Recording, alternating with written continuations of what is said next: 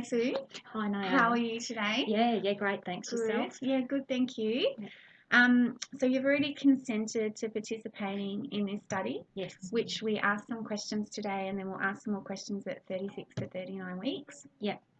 All the information is recorded, so when I set up the iPad, it records everything that we say. Okay. And basically information will be taken retrospectively, and they'll look at some of the women's comments and statements, as well as your actual answers. Yep.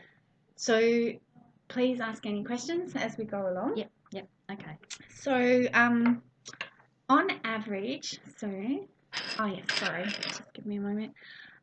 So your ID, I'll just put in here, and then I'll just press play. Okay, so on average, how many portions of fruit do you think you have each day? So would that be just a piece of fruit, I assume? Yeah. Well, so with fruit, it's recommended you have 2 serves per day. Okay. And an actual size is a medium-sized apple, a small banana, a cup of grapes, 2 mandarins, small orange, right, cup of melon. Okay, yeah. Well, I'd probably have 2. I have a banana in the mornings and I have an apple during the day, so 2. Yeah. Mm-hmm. Yeah. And on average, how many portions of vegetables do you think you eat each day? Now I have probably a cup of salad at lunch in summer, and my kids hate vegetables, so I always have to try and have a salad sandwich during the day. So if I'll probably like 2 maybe, I think, by looking at the portion size. So half a cup of cooked vegetables is 1 portion, a medium potato, sweet potato, 2 cups of corn is another portion, or a cup of salad. Yeah. I'd say 2. And another way that you could get around with the children might be trying to aim to do a particular casserole dish and adding some vegetables. Hide them, you mean? In there. Yeah, yes. Okay. That's something you could attempt. Yeah, I'll do that. Now, how many portions of meat or meat alternatives do you think that you would have in a day? Now, with a steak, say, or lamb, it's equivalent to a deck of cards, say. Oh, okay. And then if it's non-meat, it's 30 grams of nuts, half a cup of tofu, 2 eggs, or a cup of legumes. Oh, okay. Oh, well, I have eggs some mornings, so I'll be at least 2 times a day I would have something meat related. Yes. Mm-hmm. Sure. And in a week, on average, how many takeaway meals do you think you would have? Oh, about 5, because the kids are obsessed with McDonald's. Yeah, I try not to, because I know I've, got a bit of weight on at the moment, and I'm trying to behave myself. But yeah, McDonald's, fillet of fish, yeah, it's bad. Okay. So basically, when you do have your takeaway meals, on average, particularly, McDonald's and places like that have a very high fat content, and it's quite bad fat. It's high in cholesterol. It's not good for cardiac, heart diseases. Yeah. And basically, as a whole health perspective, if we can try and cut that back to at least half, that would be really good. Okay, rightio. Yeah. Because I'm meant to have some sort of goals. I think I read in about this project, aren't I? So yeah, okay, so I can try and cut them down. Yeah. Okay. And then hopefully even improve more if possible. Yeah. Now, what about snacks in the day? What do you think? Look, I'm a bit obsessed by Tim Tam biscuits, and yes, I know they're just like takeaways, but yeah, I'm going to try and swap them, because my doctor suggested I try and swap things like that for healthier versions, like veggie sticks or nuts or something. So I'm going to try and do that, or some yogurt, or That's really good. That's really positive. Yeah. And it might be helpful just to write down, when you have done something like that, write it down in a little book so you can be reflective and see, how you've achieved some changes. That's a great idea. Yeah. Okay, I'll do that. Yeah.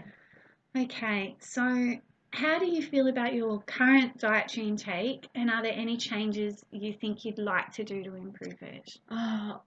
Well, it has to, I've got to fit around the kids. So, like I said, I know I've got to cut takeaways down. I've got to do that, and I'm going to try and swap my snacks over. So that's because I know my dietary intake is not great. I know I've got too much rubbish in there. Yeah. Mm. Do you understand why it's important to monitor your weight during your pregnancy? Oh, look, my doctor was a bit rude to me about that, and I get it. Like, there's more issues for my baby or risks for my baby, but yeah, could you tell me just a little bit? Like, I get it, but I just don't know if I know the full extent. Absolutely. So basically, you're more likely to have gestational diabetes Oh, in pregnancy. okay. So once you've got that, you do have to do blood sugars every day Oh my God. for the rest of your pregnancy mainly. Yeah. And there also is a risk of having to have medication and insulin, which, you know, obviously that's a massive positive if you start eating better now. Yeah. And you reduce your likelihood of having gestational diabetes. Okay. Just staying fitter and healthier will help you with labour, because with your first labour, it's hard work. This isn't your first labour, but it'll just help keep your general fitness up, which will help you be able to look after your toddlers better and help you feel better. And hopefully you should feel as though you have more energy as well. Yeah. Yeah, good point. Okay. Yep. Yeah, and also it'll be easier to lose any extra weight you might gain in pregnancy after you have the baby, if you don't gain an excessive amount during your pregnancy. Yeah, that makks sense. Rightio. Yeah. Okay. So much nicer than my doctor. So now you already established that you're going to be making some positive changes, so that's really good. And it's really important that I recognise that. Now, when you did your weight and your height at the beginning of the pregnancy, your body mass index, which is taken from your pre-booking weight, and your height showed that you were above average, but you really got some positive focus there. So we'll try and focus on that and keep a journal. And it's really important that you feel good about the positive changes that you're making. Yeah, I'm going to give it a go. So we've talked a little bit about cutting your takeaways back by half.